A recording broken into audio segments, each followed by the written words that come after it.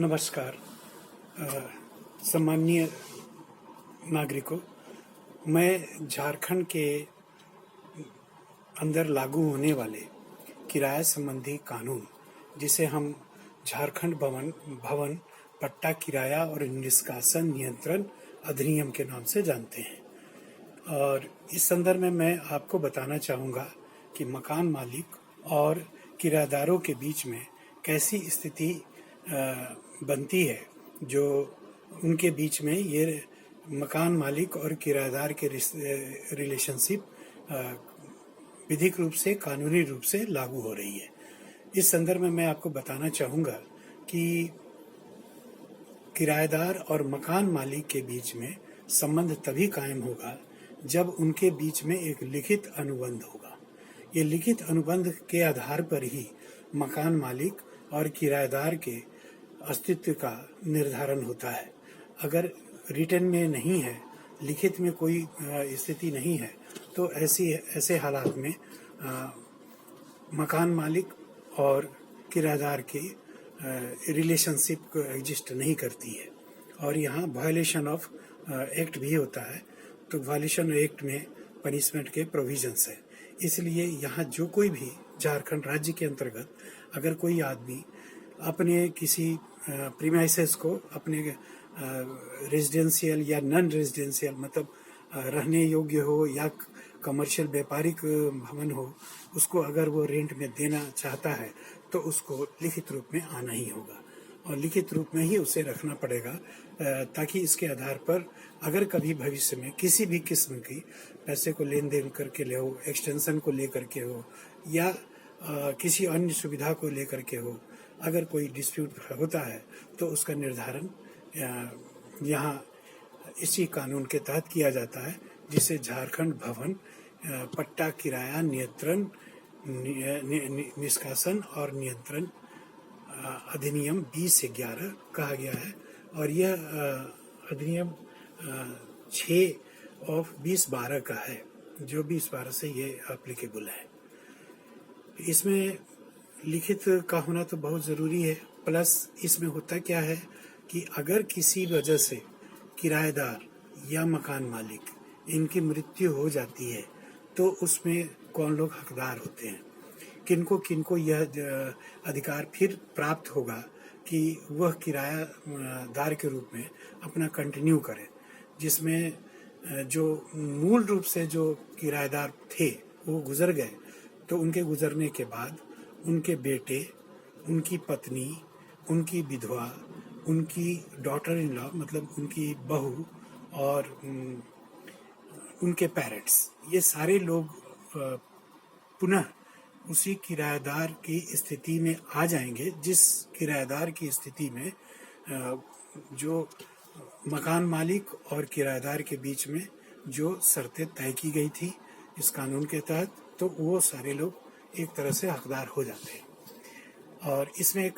बहुत ही अहम ज़रूरी बात जानकारी के लिए आवश्यक है कि हम कितना पैसा किसी से ले सकते हैं, या किराएदार या मकान मालिक के बीच में एक अनुबंध अगर होता है तो वह रकम कितनी होनी चाहिए, सलामी के तौर पर या एडवांस के तौर पर। इसमें ये चीज़ बहुत ही मार्केबल है, इसको हमेशा ध्यान देना चाहिए।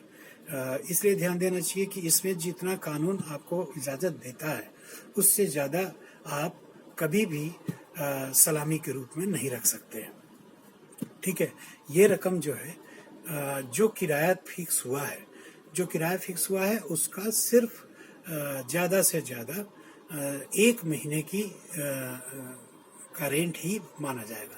1 महीने से ज़्यादा का रेंट अगर आप लेते हैं तो वायलेशन ऑफ एक्ट होता है, यानी आप अविधिक पूर्व पैसा ले रहे हैं। तो इसमें यह चीज़ हमेशा याद रखिए कि वो 1 महीने से ज़्यादा का ना तो किराएदार देगा, ना ही मकान मालिक मांग करेगा। ये एकदम बिल्कुल इसको मान के चलिए कि इसे ही वैध माना गया है। इससे अगर दीगर कोई बात होती है, किसी तरह का लेन देन होता है, तो वह अवैध और अमान्य माना जाएगा। ठीक है, और इसमें ये बहुत ही टेक्निकल बात है कि रेंट कैसे फिक्स हो, क्योंकि रेंट अगर सही फिक्स नहीं होगा तो किराएदार को दिक्कत है, मकान मालिक को भी दिक्कत है। तो रेट फिक्सेशन के लिए गवर्नमेंट ने जो प्रोसेस आपको दिया है, उस प्रोसेस के आधार पर ही रेंट तय होता है। जैसे अगर किसी पर्टिकुलर बिल्डिंग की बात चल रही है, तो वो बिल्डिंग जितना बनाया गया है उसका कॉस्ट कितना आता है, ठीक है, उसका कॉस्ट और मार्केट प्राइस, ये दोनों के का जो है 5% ही उस प्रेमाइसेस का आपको रेंट माना जाएगा, उससे ज़्यादा नहीं माना जाएगा। तो ये चीज़ हमेशा ध्यान में रखा जाए कि रेंट क्या होना चाहिए, क्योंकि अगर रेंट जेन्युइन है तो किराएदार को देने में भी आसानी है और मकान मालिक को लेने में भी आसानी है। तो ये चीज़ हमेशा इस बात को ध्यान में रखें। और एक बहुत ही कॉमन बात आती है जो अक्सर कई मरतबा डिस्प्यूट का कारण बन जाती है, उस पर भी ध्यान देना ज़रूरी है कि रेंट के अलावा मकान मालिक किन किन पैसों की मांग कर सकता है। तो इसमें 2-3 तरह की बातें आती हैं। पहला ये कि मकान मालिक जो है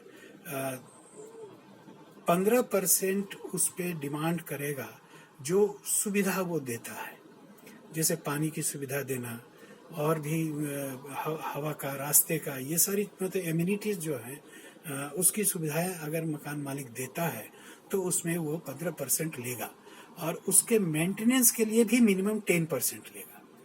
और यहाँ पर चूंकि प्रॉपर्टी टैक्स भी आता है तो प्रॉपर्टी टैक्स का 1.12% जो है वो किराएदार को देना होगा। तो ये किराया से अलग रकम है, ये इसको किराएदार में किराए में नहीं जोड़ सकते हैं, किराएदार इसको नहीं जोड़ सकता है कि ये सारा इसी में है, नहीं, उसको अलग से ये 3 तरह के और भी कर एक तरह से कह लीजिए या टैक्स कह लीजिए या एक्स्ट्रा उनको एक किराए की रकम समझ लीजिए जो उसे देना है।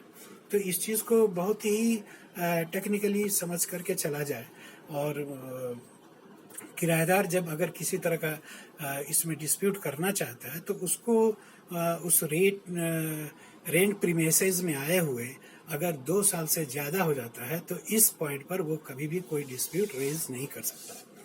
अगर कभी उसे डिस्प्यूट रेज करना है तो वो पहले करेगा, लेकिन जो ये 3 तरह के टैक्स हैं ये उसके ऊपर अप्लीकेबल रहेंगे रेंट के अलावा, ये उसे देना ही होगा, एक तरह से इसे मान करके ही चले।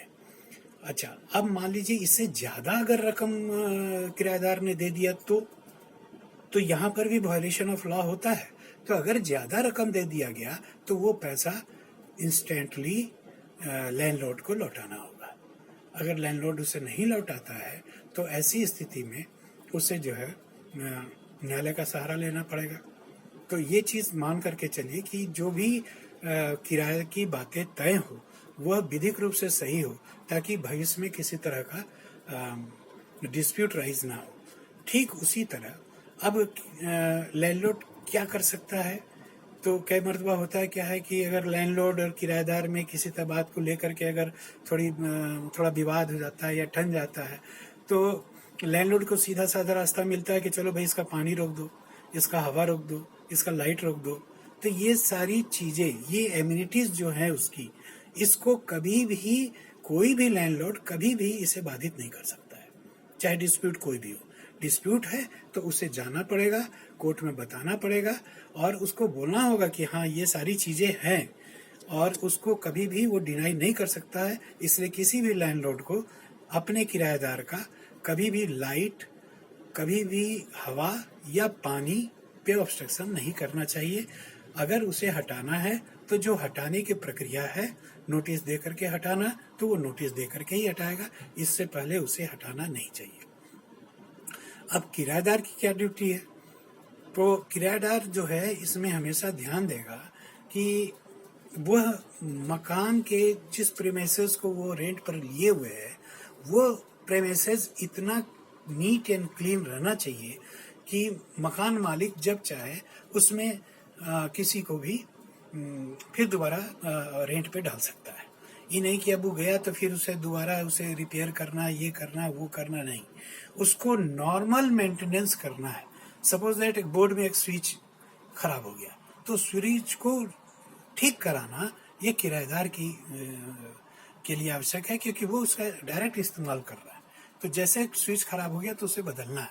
उसी तरह नल का टैप अगर वो टूट गया तो ये नहीं कि वो मकान मालिक का वेट करेगा कि भाई आपका नल का टैप टूट गया है, आप टैप लगा दो। नहीं, ये उसे मेंटेन करना है।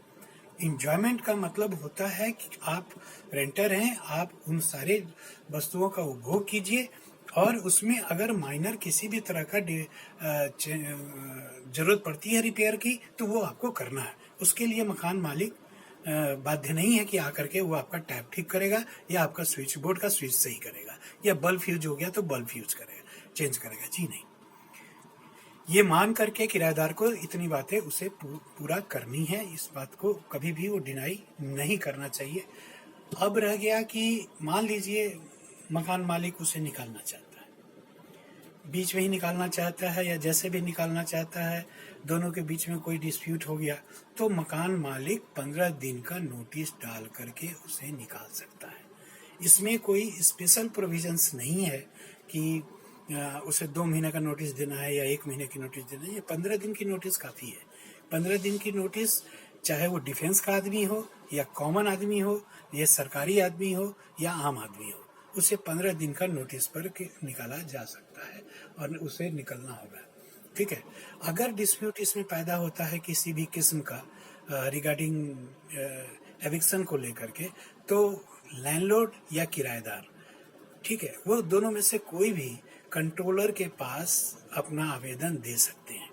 जो Jharkhand building rent eviction control act 2011 के जरिए के अंतर्गत जिनको कंट्रोलर अपॉइंट किया गया है, वो कोई भी सरकारी अधिकारी हो सकता है, मजिस्ट्रेट हो सकते हैं या कोई भी अधिकारी हो सकता है। तो वो उसके यहाँ एप्लीकेशन फाइल करेगा और वो एप्लीकेशन फाइल करके उसमें अपनी मांग को रख सकता है कि हमें इन्हें हटाना है या हमारे पास ये डिस्प्यूट है, इसका सोल्यूशन हमें करना है। ठीक है।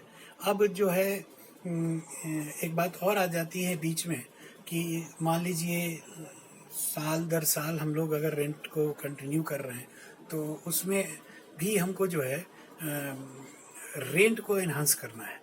तो रेंट का एनहांसमेंट भी आप एक चीज़ मान करके चलिए कि एक स्टैंडर्ड रेंट फिक्स किया हुआ है सरकार का द्वारा, वो रेंट रहेगा उसमें।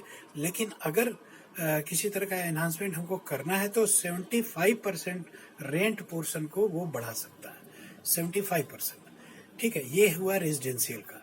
और नॉन रेजिडेंशियल का होता है 100%। इस चीज़ को मान के चले रेंटर भी और किराएदार भी। अगर किसी वजह से इसमें अगर किसी तरह का वायलेशन होता है तो दोनों पक्ष इसके लिए लायबल हो जाएंगे, दोनों ही पक्ष। इसलिए मान के चलना है कि जो रेंट फिक्स है वो रेंट फिक्स में एनहांसमेंट जो है 75% रेजिडेंशियल के लिए होता है, जो पर ईयर। ऐसा नहीं है कि 5% बढ़ा दिए या 2% बढ़ा दिए। जी नहीं, अगर 4,000 रुपया सपोज डेट आप ले रहे हैं तो अगले साल वो 8,000 होगा, या आपको रेंट चेंज करना होगा या फ्रेश एग्रीमेंट करना होगा, जो भी चीज़ रहेगा। नहीं तो ये आपका वैलिड रहेगा या नहीं भी रहेगा, वहीं पर कहानी खत्म हो जाएगी। ठीक है। डिस्प्यूट होने पर कंट्रोलर के पास जा सकते हैं। कंट्रोलर देखेगा किसका फॉल्ट कहाँ है या नहीं है। अगर फॉल्ट होता है तो उसमें पूरी तरह से कंट्रोलर अपने व्यूज़ को उसमें अप्लाई करते हुए अपना ऑर्डर पास करेगा, और उस ऑर्डर को सभी व्यक्ति मानने के लिए बाध्य हैं, चाहे वो लैंडलॉर्ड हो या किराएदार हो। उसमें किसी भी तरह का किंतु परंतु नहीं होता है। जो भी ऑर्डर होगा, अगर उसमें एक तो उसका अपील जो है अपीलेट अथॉरिटी डिप्टी कमिश्नर के पास है। अगर डिप्टी कमिश्नर के पास फाइनल ऑर्डर हो जाता है तो फिर उसका किसी भी तरह से कोई फ्यूचर में नहीं हो सकता। जो भी होगा डिप्टी कमिश्नर के यहाँ अपील भी होगा, रिव्यू भी होगा, रिवीजन भी होगा, और पेनाल्टी वगैरह का जितना भी कार्रवाई होनी है वो भी उसी में हो जाएगी। वो डिप्टी कमिश्नर उसमें पास कर सकता है, और जो सही चीज़ें आ रही हैं उसको उसे फॉलो करना ही है, हर सूरत में करना है। उसमें किसी भी तरह का कोई चेंजेस नहीं आ सकता है।